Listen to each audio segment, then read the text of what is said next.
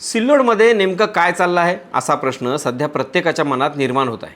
कारण अवघ्या काही दिवसात लाचलुचपत प्रतिबंधक विभागानं एका मागोमाग एक अशा सलग कारवाया केल्यानं महसूल यंत्रणेवर प्रश्नचिन्ह उभं राहिलं आहे. 3 दिवसांपूर्वी नायब तहसीलदार लाच घेताना पकडले गेले आणि आता केळगावच्या तलाठीही ACBच्या जाळ्यात अडकले आहेत. या प्रकरणात केळगावच्या तलाठी प्रशांत देवगया याने एका शेतकऱ्याकडून 7/12वर नोंद करण्यासाठी 5,000 रुपयांची लाच मागितली होती. मात्र त्या शेतकऱ्यानं पैसे देण्याऐवजी थेट ACBकडे तक्रार करण्याचा निर्णय घेतला. त्यानंतर ACBने सापळा रचला आणि बोरगाव बाजार येथे पैसे घेताना देवगयाला रंगेहात पकडलं. या कारवाईमुळे संपूर्ण परिसरात खळबळ उडाली. याच दरम्यान बिडकीन येथील ग्रामीण रुग्णालयात मोफत होणाऱ्या कुटुंब नियोजन शस्त्रक्रियेसाठी देखील पैसे घेतले जात असल्याचे उघड झाले आहे. या प्रकरणात वैद्यकीय अधीक्षक आणि त्यांच्या सहकार्याला अटक करण्यात आली असून न्यायालयाने त्यांना पोलीस कोठडीत सुनावली आहे. अशाच महत्त्वाच्या अपडेटसाठी त्याचं काय महाराष्ट्र इंस्टाग्रामला फॉलो करा आणि यूट्यूबला सबस्क्राईब करायला विसरू नका.